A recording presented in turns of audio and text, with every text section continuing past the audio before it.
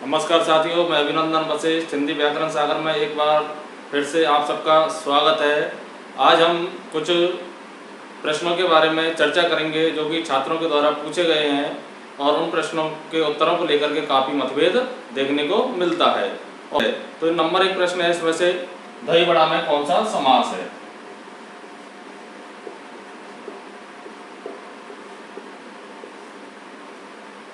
दही बड़ा में कौन सा समास है? काफ़ी उत्तर इसमें बताए गए थे कि इसमें कर्मधारय समास है, कहीं पर लुप्त पद तत्पुरुष बताया गया था, और एक तो ऐसा हवाला दिया गया था कि इसमें द्वंद्व समास है क्योंकि इसमें दोनों संज्ञा पद हैं। तो संज्ञा पद तो किसी में भी हो सकते हैं, आपके किसी भी समास में हो सकते हैं। अब देखिए दही बड़ा में समास कौन सा है। तो तत्पुरुष समास, इसके दो भेद हैं। एक तो है आपका कर्मधारय और एक है आपका द्विगु। कर्मधार विशेषण विशेष व उपमा उपमेय का भाव पाया जाता है। द्विगु इसमें पूर्व पद संख्यावाची होता है और कभी कभी दूसरा पद भी संख्यावाची हो सकता है। यहाँ पर विशेषण विशेष आगे पीछे हो सकते हैं, उपमान उपमेय आगे पीछे हो सकते हैं। ये तो सामान्य जानकारी है। तत्पुरुष, अब देखिए एक होता है तत्पुरुष और इसके अलग से 6 भेद अलग हैं विभक्ति चिन्हों के आधार पर। अलुक तत्पुरुष, नन तत्पुरुष, उपपद तत्पुरुष, इस प्रकार से 6 भेद हैं आपके, तो उनसे कोई मतलब आपको नहीं है। अब देखिए तत्पुरुष में क्या होता है और कर्मधार समास में क्या होता है। तो दही बड़ा का विग्रह क्या होता है? दही में डूबा हुआ बड़ा। दही में डूबा हुआ बड़ा, तो दही में डूबा हुआ बड़ा, ये क्या होता है? आपका समास विग्रह होता है। अब देखिए मुख्य रूप से जो है वो आपका लुप्त पद कर्मधार होता है, न कि लुप्त पद तत्पुरुष। समास कौन सा होता है आपका? लुप्त पद कर्मधार है, अर्थात विभक्ति चिन्हों के साथ साथ जिसमें अनेक पदों का लोप हो जाता है वो लुप्त पद समास कहलाता है। हिंदी के अंदर ये तत्पुरुष का में ले लिया गया है लुप्त पद तत्पुरुष, जबकि वास्तविक रूप में ये क्या है? लुप्त पद कर्मधार। तो इसका उत्तर क्या है? लुप्त पद कर्मधारय समास है। अब कैसे है लुप्त पद कर्मधारय समास? अब मुझको किसी वीडियो का हवाला दिया था, मैंने उस वीडियो को भी देखा था, उसमें उन्होंने बताया तो उत्तर कर्मधारय सही था, परंतु वो सही तरीके से व्याख्या नहीं कर पाए, विशेषण विशेष का भाव ऐसे बता करके रह गए। अब देखिए इसमें विशेषण विशेष का भाव कैसे है, इसके लिए हमें थोड़ा सा पदबंधों के ऊपर चलना पड़ेगा। पदबंध क्या होते हैं? 5 प्रकार के होते हैं। संज्ञा पदबंध, सर्वनाम पदबंध, विशेषण पदबंध, क्रिया पदबंध और क्रिया विशेषण पदबंध। पदबंध में एक से अधिक पद आपस में बंधे हुए रहते हैं। तो यहाँ पर पूरा पद बंधा हुआ है, दही में डूबा हुआ, दही में डूबा हुआ बड़ा। तो बड़ा की क्या बताई गई है? विशेषता। बड़ा कैसा है? दही में डूबा हुआ। तो ये गुणवाचक विशेषण का काम कर रहा है आपका, संख्यावाचक है नहीं है, परिमाणवाचक है नहीं है और संकेतवाचक है नहीं है। तो दही में डूबा हुआ बड़ा, तो ये बड़ा की विशेषता बता रहा है। और बड़ा कैसा है? दही में डूबा हुआ। दही विशेषण नहीं है। देखो ये तो हो गया आपका कारक चिन्ह अधिकरण, और ये हो गया आपका पद। तो वो क्या कह रहा है कि लुप्त पद, यानी विभक्ति चिन्हों के साथ साथ अधिकांश पदों का जब लोप हो जाता है तो वो क्या कहलाता है? आपका लुप्त पद समास कहलाता है। अब लुप्त पद में किसका भेद? आपका कर्मधारय का। क्यों है? विशेषता बता रहा है, दही में डूबा हुआ बड़ा। एक उदाहरण को लेते हैं जो परीक्षाओं में काफी बार पूछा गया है और इससे आपके बहुत जल्दी समझ में आएगा। जैसे रेलगाड़ी, तो रेलगाड़ी का विग्रह क्या होगा? रेल पर चलने वाली गाड़ी। तो गाड़ी कैसी है? रेल पर चलने वाली। तो देखो रेल पहला पद, प्रथम पद, और गाड़ी उत्तर या द्वितीय पद। पर अधिकरण कारक चिन्ह और चलने वाली इसका क्या है? लुप्त पद। तो ये पर चलने वाली, तो रेल पर चलने वाली गाड़ी, तो ये पूरा पदबंध है। मान लो पदबंध का प्रश्न है, कौन सा पदबंध है? तो उत्तर क्या हो जाएगा आपका? विशेषण पदबंध। और भी उदाहरण देखते हैं अपन, जैसे पर्णशाला। पर्ण किसको बोलते हैं? पत्तों को। तो पर्णों से निर्मित शाला, अर्थात पर्णों से बनी हुई शाला। तो पर्णों से निर्मित, तो शाला कैसी है? पर्णों से निर्मित है।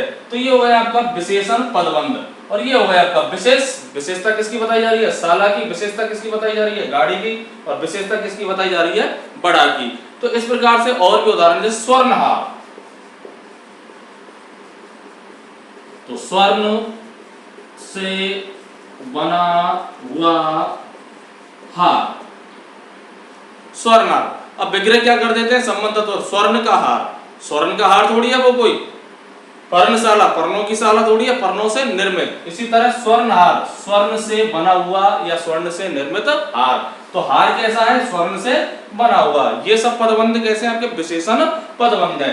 इसलिए कौन सा हो जाएगा आपका? लुप्त पद कर्मधारय तत्पुरुष, सॉरी लुप्त पद कर्मधारय समास हो जाएगा। परंतु ध्यान रख लेना है, ये परीक्षा में लुप्त पद कर्मधारय नहीं आता है। हिंदी के पेपर सेटर कभी भी लुप्त पद कर्मधारय नहीं देते हैं। केवल एक परीक्षा में आया था, जो ग्राम सेवक की जो परीक्षा हुई थी लगभग 4 साल पहले हुई थी, उसमें इस प्रकार के प्रश्न आए थे, पर्णशाला वगैरह वाले, और कर्मधारय समास के उदाहरण उसमें पूछे थे। तो उस पेपर सेटर ने बहुत अच्छे तरीके से पेपर को बनाया था, और बाकायदा बहुत अच्छा पेपर था वो। और वास्तव में हिंदी वालों में कितना दम है, उस सबको उसने केवल 10 प्रश्नों के माध्यम से देखा था। तो ये उसमें पूछा था। तो आपको उत्तर क्या करना है? वहां पर लुप्त पद तत्पुरुष। मैं बता रहा हूं, इसलिए बता रहा हूं क्योंकि परीक्षाओं में कर्मधारय समास नहीं देगा, वो लुप्त पद कर्मधारय नहीं देता है। कोई बहुत ही ज्यादा हुआ तो ही लुप्त पद कर्मधारय आएगा, अन्यथा क्या आएगा आपका? लुप्त पद तत्पुरुष समास आता है। इन चीजों का ध्यान रखना है, इसलिए मैं ये बता रहा हूं कि उत्तर वास्तविक क्या? लुप्त पद कर्मधारय। परंतु उत्तर क्या कर देना है आपको? कर्मधारय नहीं होने पर विकल्प लुप्त पद तत्पुरुष। जैसे वन मानुष, वन में रहने वाला मानुष। तो मानुष की विशेषता बताइए, मानुष कैसा है? वन में रहने वाला। गोबर गणेश, तो गणेश की विशेषता बताइए, गोबर से बना हुआ गणेश। अगला देखिए, अगला प्रश्न पूछा था जल वायविक। जल वायविक में जो एक प्रत्यय है, तो यहां पर ये जा क्यों नहीं हुआ और ये आधा क्यों नहीं हुआ? भाई जैसे हम देखते हैं किसी में भी एक प्रत्यय लगाते हैं, तो देखो जल वायु धन एक। तो ये तो मैं पहले भी बता चुका हूं, भाषा में एक प्रत्यय के कई ऐसे भी शब्द हैं जो बोलचाल में शुरू में वृद्धि नहीं कर पाए हैं। जैसे क्रम में एक जोड़ेंगे तो क्रमिक, क्षण में एक जोड़ेंगे तो क्षणिक, और वर्ण में जोड़ेंगे तो वर्णिक, धन में जोड़ेंगे तो धनिक, रस में जोड़ेंगे तो रसिक। तो कई शब्द ऐसे हैं, उनमें ये भी शामिल है। जल वायु धन एक, ठीक है। तो देखो मेरा पहला वीडियो देखना, प्रत्यय का नंबर 1 वाला वीडियो, तो उसमें मैंने पूरा बताया है इसमें। तो मैंने वहां पे एक उदाहरण दिया था, पार्श्विक, पशुधन एक, ये उदाहरण दिया था। एक दिया था उदाहरण मैंने आणविक,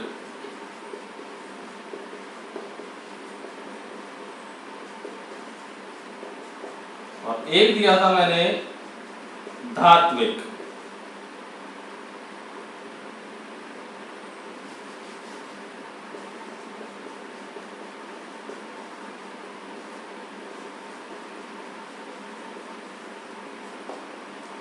और एक बात और कही थी बहुत इंपॉर्टेंट, जब कोई भी प्रत्यय स्वर से चालू हो रहा है तो कभी भी प्रत्ययों में संधि की तरह व्यवहार नहीं किया जाता है। तो ये बात, उससे भी महत्वपूर्ण बात क्या कही थी कि अध्यापक जब पढ़ाते हैं तो वो पार्श्विक को तो ऐसे लिख देते हैं, मेरा पहले नंबर का वीडियो देखना। और ये प्रश्न मेरे पास कल आया है, किसी वीडियो में छात्रों ने देखा होगा, 2-3 जगह से मेरे पास प्रश्न ये आया है। और उन्होंने पशुधन एक बराबर पार्श्विक तो बताया था, परंतु अनुधन एक या धातुधन एक बराबर धात्विक, ये वाला सही बताया था। मुझे नहीं पता ये वाला था या ये वाला था, पर मेरे पास प्रश्न आया था। तो जलवायु धन एक बराबर क्या बना आपका? जल वायविक। तो यहाँ जा वाला तो मैटर छोड़ दो, क्योंकि भाषा में मुख्य सुविधा के लिए भी कभी कभी ऐसा हो जाता है। जब अंत में उ आता है, जब अंत में क्या आता है, किसी भी व्यंजन के साथ में उ की मात्रा आती है, तो और कोई प्रत्यय जुड़ता है, ए और एक, ये बताए थे मैंने आपको, तो ये कभी भी आधा नहीं होता है, यानी ये अक्षर कभी भी अंतिम वाला आधा नहीं होता है। जैसे मनु धन ए, ये वाला उदाहरण भी मैंने आपको बताया था। तो उ का क्या बनता है आपका? पहले ओ बनता है, क्या बनता है? ओ। और ओ का क्या बनता है फिर आपका? अब बनता है। और इसमें ए प्रत्यय जुड़ जाता है। अब ने का प्लस ओ का क्या बनाया अपन ने अब, तो ने में ए जोड़ेंगे तो क्या बनेगा, ए जोड़ने पर आरंभिक तो वृद्धि हो गई मां और ने पूरा हो गया और वह आधा है और इसमें ए प्रत्यय जुड़ा तो क्या बन जाएगा, ये आपका मानव बन जाएगा। इसी तरह धातु में एक जोड़ने पर क्या बनेगा आपका धात्विक बनेगा और अणु में एक जोड़ने पर क्या बनेगा आपका आणविक बनेगा। और पार्श्विक पशुधन एक, तो ये नंबर 1 वीडियो में गौर से देखना उसको, मैंने एक लाइन बोली थी कि पशुधन एक बराबर वो पार्श्विक तो बोल देते हैं, उसको तो सही लिख देते हैं क्योंकि ये प्रचलन में काफी चलता है और बोलचाल में आता है, परंतु आणविक और धात्विक पुस्तकों में क्या है यही लिखे हुए हैं आज भी कई जगह पर। परंतु यदि आप शब्दकोश को देखोगे तो उस समय भी कहा था मैंने आप शब्दकोश को देखना, परंतु आप शब्दकोश को नहीं देखते हो और फिर क्या कहते हो कि अध्यापक गलत पढ़ा रहा है। मुझे पता है ये प्रश्न काफी समय से मेरे ध्यान में आया था और मैंने इस प्रश्न में काफी समस्याओं का सामना किया था, पर शब्दकोशों को जब देखा है तो उत्तर क्या है आपका आणविक और धात्विक। तो वहां पर जाकर के फिर मैंने इस वीडियो को देखा था आज सुबह, तो फिर मैंने इसकी जानकारी की थी, तो उन्होंने क्या टालम टोल करके पशुधनिक बराबर पार्श्विक और धातुधनिक बराबर धात्विक ये करके और बता दिया, ये वाला सही बता दिया, क्योंकि सही क्या है आपका ये शब्दकोश जा करके देखोगे तो आपको ये शब्द मिलेंगे ही नहीं किसी भी शब्दकोश में। तो उत्तर क्या होगा आपका धात्विक और ये क्या हो जाएगा आपका आणविक। अब वो यन संधि की तरह व्यवहार कर रहे थे, कैसे कर रहे थे यन संधि की तरह व्यवहार, परंतु व्यवहार संधि की तरह नहीं होगा। यदि यन संधि की तरह व्यवहार होगा तो पशुधन एक बराबर यहाँ पर पार्श्विक बना, आप यहाँ पर धात्विक क्यों बना रहे हो, ये धातु बना रहे हो तो इसको भी पार्श्विक बनाओ ना। धातुधन एक और पशुधन एक, इन दोनों में अंतर क्या है, धातुधन एक और पशुधन एक दोनों एक जैसी चीजें हैं, बल्कि पशु में सो पे में आ और आ गया है, धातु में तो आया ही नहीं है। तो पशुधन एक बराबर पा श्विक, तो वहां भी से याद आना चाहिए, परंतु वहां तो आप से को पूरा लिख रहे हो और धातु में आधा लिख रहे हो, तो कहीं ना कहीं आप गड़बड़ कर रहे हो। या तो इसको भी ऐसे लिखो, इसको ऐसे लिख रहे हो तो इसको भी ऐसा लिखो, यदि इसको ऐसे लिख रहे हो तो फिर इसको ऐसे लिखो। अब अगला आता है आपका एक और प्रश्न जो काफी समय 6-7 साल 8-10 साल से लगातार चर्चा का विषय बना हुआ है। ये प्रश्न क्रिया के वाच्य से संबंधित पूछा है कि इसमें कर्तृवाच्य है, कर्मवाच्य या भाववाच्य है। तो इसका उत्तर तो है आपका कर्तृवाच्य, उत्तर क्या है आपका कर्तृवाच्य। अब कहोगे सर पत्र लिखा और चिट्ठी लिखी, कर्ता तो पुल्लिंगी है और ने कारक चिन्ह आएगा तो क्रिया हमेशा किसके अनुसार होगी, कर्म के अनुसार होगी। यदि 2 कर्म हैं तो मुख्य क्रिया के अनुसार होती है, पिछले वीडियो में मैं बता चुका हूं कर्म जिसमें सकर्मक कर्मक अपने पढ़ाई थी। तो राम ने पत्र लिखा और राम ने चिट्ठी लिखी, कैसा यहाँ पर कर्म है, कर्म के हिसाब से क्रिया हो रही है, ठीक है ये बात सही है, कर्म के हिसाब से क्रिया है। परंतु 3 प्रयोग और चलते हैं, इनका भी ध्यान रखना आपको, कर्तरी प्रयोग, कर्मणि प्रयोग और भावे प्रयोग।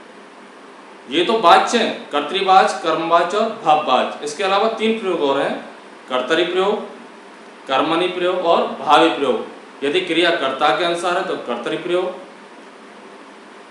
यदि क्रिया कर्म के अनुसार है तो कर्मणि प्रयोग, और यदि क्रिया भाव के अनुसार है अर्थात न कर्ता के अनुसार है न कर्म के अनुसार है तो वो कहलाएगा आपका भावे प्रयोग कहलाएगा। अब देखिए क्यों नहीं है ये कर्मवाच्य, कर्मवाच्य के लिए स्थिति और भाववाच्य के लिए स्थिति, कर्तृवाच्य, कर्मवाच्य और भाववाच्य। इधर लिखा हमने कर्तृवाच्य और इधर लिखा मैंने कर्मवाच्य और इधर लिखा मैंने भाववाच्य।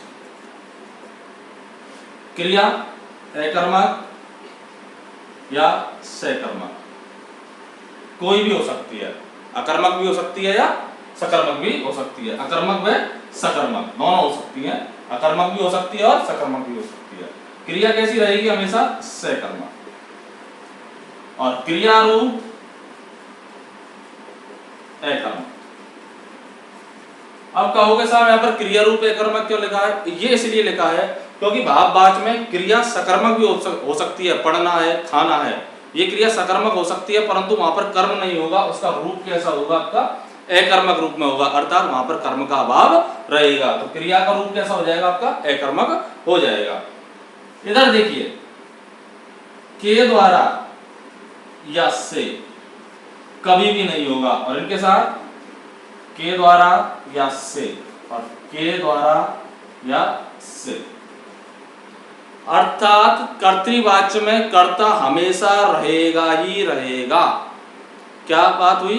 कर्तृवाच्य में कर्ता हमेशा रहेगा ही रहेगा, जबकि कर्मवाच्य व भाववाच्य में कर्ता कारक करण कारक में बदल जाता है, अर्थात कर्ता अप्रधान कर्ता हो जाता है, यानी के द्वारा या से लग जाता है और के द्वारा या से लग जाता है। किसमें? क्रम से कर्मवाच्य व भाववाच्य में, अर्थात कर्ता कारक खत्म होकर के किसमें पहुंच जाता है?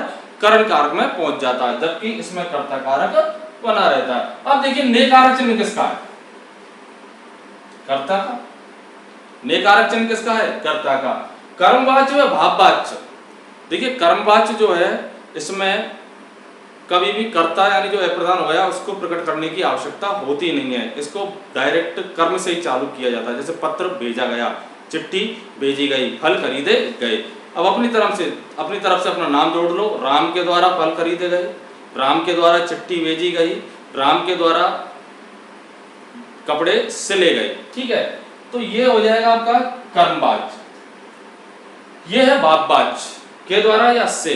क्रिया रूप अकर्मक होता है, अर्थात क्रिया अधिकांशतः अकर्मक होती है, परंतु यदि कोई सकर्मक क्रिया है भी तो उसके साथ कर्म नहीं आएगा, तो क्रिया रूप कैसा हो जाएगा? आपका अकर्मक हो जाएगा। तो इसके साथ क्या जुड़ा हुआ है? कारक चिन्ह ने। इनके साथ कभी भी कारक चिन्ह ने नहीं जुड़ता है। क्यों नहीं जुड़ता है? क्योंकि कारक चिन्ह ने किसका है? कर्ता का है, तो इसलिए कर्तृवाच्य में हमेशा जुड़ा रहेगा। सबसे महत्वपूर्ण बात, यदि आपको वाच्य को पकड़ना है तो इस लाइन को जिसने पकड़ लिया उसका जीवन में वाच्य कभी गलत नहीं हो सकता, ये ध्यान रख लेना। एक क्रिया है अपनी जा। कौन सी क्रिया है आपकी? जा। और ये कैसी क्रिया है आपकी? जा का मतलब जाना, और इसका भूतकाल रूप क्या बनेगा आपका? गया, और भविष्य काल क्या बनेगा इसका? आपका जाएगा। कर्मवाच्य व भाववाच्य में इस जा क्रिया का प्रयोग मुख्य क्रिया के साथ संयुक्त क्रिया के रूप में होगा हमेशा हमेशा। कौन सी क्रिया का? जा क्रिया का। जैसे कपड़े सिले जाते हैं, दर्जी के द्वारा कपड़े सिले जाते हैं, तो क्या सिले जाते हैं? कपड़े। तो कर्ता के साथ क्या लग गया आपका? के द्वारा या से। मुझसे चला नहीं जाता, मुझसे चला नहीं जाता, तो चला मुख्य क्रिया और जाता। आप कोई सा भी उदाहरण देख लेना वाच्य का, मुख्य क्रिया के साथ में जा क्रिया जहां समावेश हो जाएगी वहां वाच्य कौन सा हुआ? कर्मवाच्य भाववाच्य। यदि कर्म है उसके अंदर तो कर्मवाच्य, और कर्म नहीं है तो भाववाच्य हो जाएगा। अब एक उदाहरण, मुझसे पढ़ा नहीं जाता।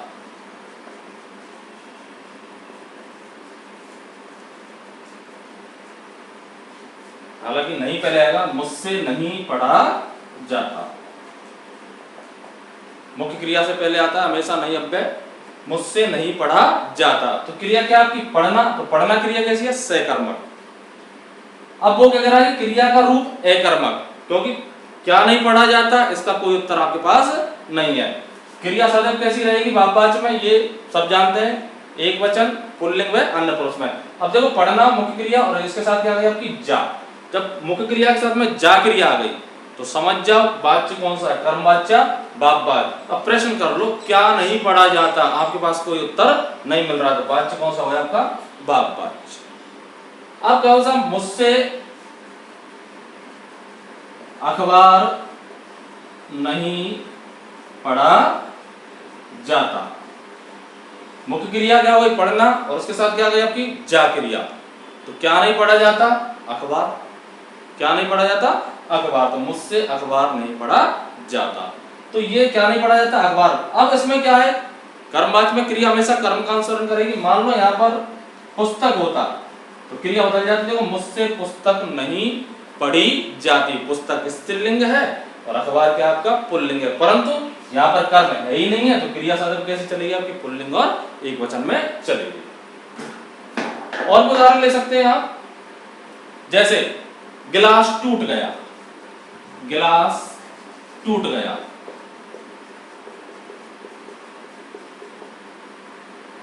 अब देखिए टूटना मुख्य क्रिया है और गया इसकी सहायक क्रिया है। अब यदि रट्टा मारोगे तो आप कर्मवाच्य बापत, कर्ता कौन है? गिलास टूट गया। अब राम के द्वारा गिलास टूट गया, ऐसा तो नहीं गया, राम के द्वारा गिलास तोड़ा गया। टूटना क्रिया कैसी है? अकर्मक।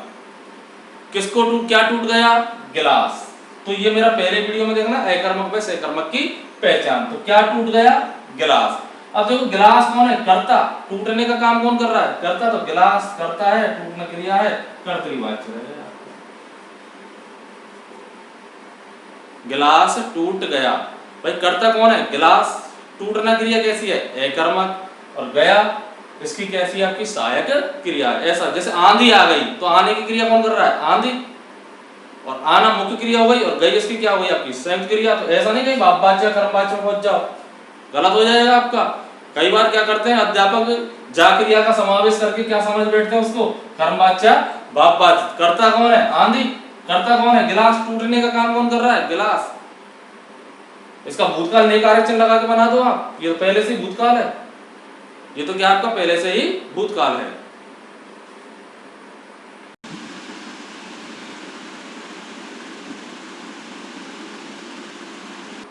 सॉरी, आज के लिए इतना ही काफी है। धन्यवाद।